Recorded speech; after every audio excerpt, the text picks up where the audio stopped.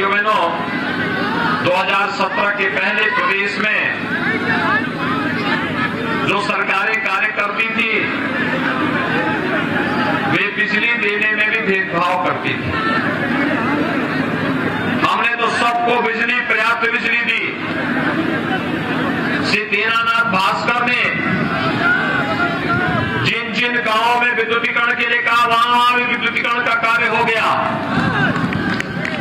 और जिन गरीबों के पास बिजली का कनेक्शन लेने की क्षमता नहीं थी उन्हें फ्री में भी बिजली के कनेक्शन उपलब्ध करवाने के काम पूरे जनपद में करवाए गए।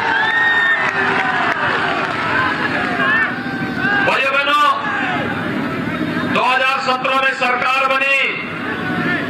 सरकार अभी 3 साल काम की ही थी कि सदी की सबसे बड़ी महामारी कोरोना ने पूरी दुनिया को अपनी चपेट में ले लिया। कोरोना कालखंड में प्रधानमंत्री मोदी जी के नेतृत्व में फ्री टेस्ट, फ्री उपचार, फ्री वैक्सीन और सबको वैक्सीन। कितने लोगों ने वैक्सीन ले ली है? वैक्सीन का कोई पैसा तो नहीं लग रहा है, ये सब फ्री में मिला है ना। नोट करना कि अगर सपा बसपा की सरकार होती भाइयों बहनों, ये वैक्सीन बाजार में ब्लैक हो जाती, गरीब को नहीं मिलती। यानी गरीबों के हिस्से पर कैसे डकैती डाली जाती है, सपा बसपा उसके उदाहरण है।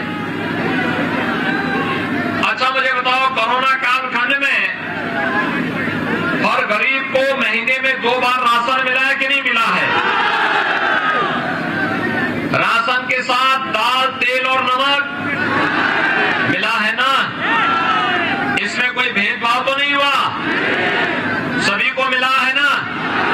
भाइयों बहनों, यही है सबका साथ और सबका विकास। शासन की योजना सबको, सम्मान सबको, सुरक्षा सबको, लेकिन गरीब के हिस्से पर डकैती डालने की छूट किसी को नहीं। 2017 के पहले यही होता था। ये जो आज राशन हम दे रहे हैं, ये जो दवा दे रहे हैं, भाइयों बहनों, 2017 के पहले इन योजनाओं पर, इन्हीं योजनाओं पर 2017 के पहले डकैती पड़ती थी, राशन सपा बसपा के गुर्गे खा जाते थे, गरीब देखता रह जाता था। और आज इसीलिए हम लोग आए आपसे कहने के लिए, अभी तो ये झलक है, 10 मार्च के बाद जब सरकार बनेगी, उज्ज्वला योजना के हर लाभार्थी को साल में 2 बार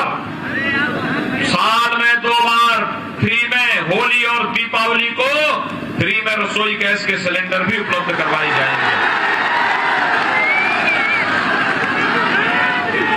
बेटी और बेटे में भेद न हो।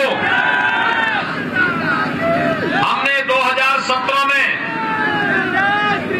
मुख्यमंत्री कन्या सुमंगला योजना प्रारंभ की थी। इस योजना में बेटी के जन्म लेने से लेकर के स्नातक तक पढ़ाई के लिए 15,000 रुपए दिए जाते हैं।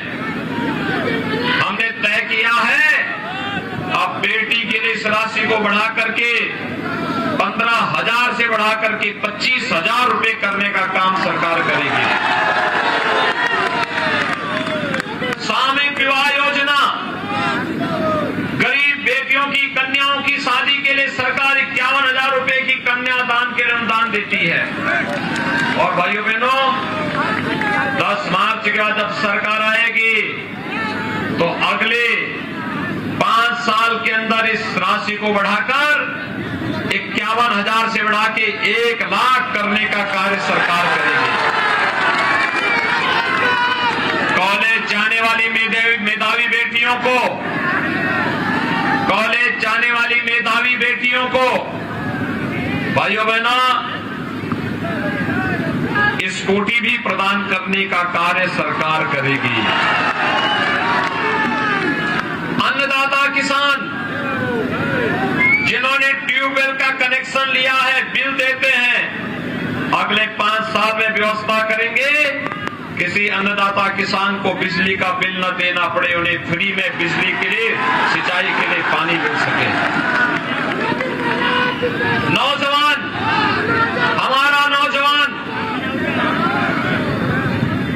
जो हमारी ऊर्जा और प्रतिभा का प्रतीक है, 5 साल के अंदर 5 लाख नौजवानों को नौकरी दी, 2 करोड़ नौजवानों को रोजगार और स्वतः रोजगार के साथ जोड़ा गया। वर्तमान में 1 करोड़ नौजवान को टैबलेट और स्मार्टफोन देने का काम हम कर रहे हैं। भाइयों बहनों, सपा बसपा ने इसकी शिकायत की है चुनाव आयोग को। हमने तय किया है कि कितनी भी शिकायत करेंगे, 10 मार्च के बाद अगले 5 साल के अंदर 2 करोड़ नौजवानों को टैबलेट स्मार्टफोन देंगे और डिजिटल एक्सेस भी फ्री में देंगे। अगले 5 साल के अंदर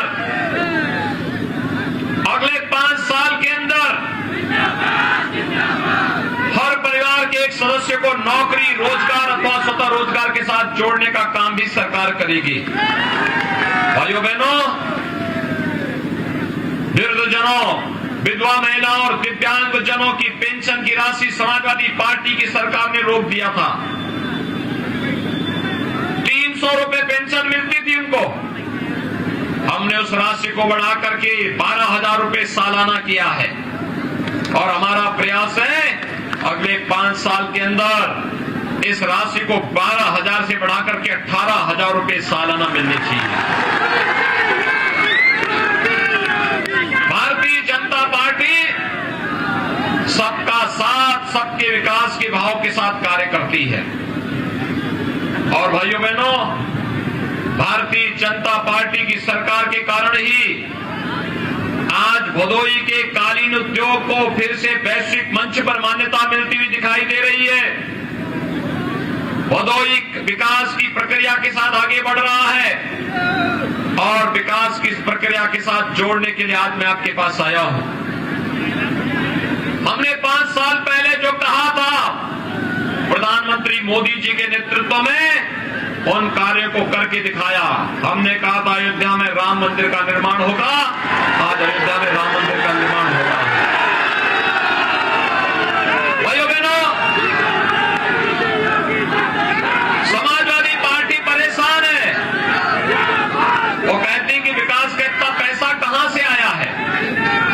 मैंने कहा तुम चाहते तुम्हारे समय में भी विकास हो सकता था, लेकिन भाइयों बहनों, उनके समय में विकास नहीं होते थे, दंगे होते थे, अराजकता फैलती थी, गुंडागर्दी फैलती थी, विकास की योजनाओं में डकैती पड़ती थी, गरीब को राशन नहीं मिलता था, गांवों को बिजली नहीं मिलती थी, हर व्यक्ति परेशान रहता था। लेकिन भारतीय जनता पार्टी की डबल इंजन की सरकार ने अपने कार्यक्रमों को जिस मजबूती के साथ आगे बढ़ाने का काम किया है, आज वह किसी से छुपा हुआ नहीं है। और इसीलिए आज आपके सामने आ रहा हूं।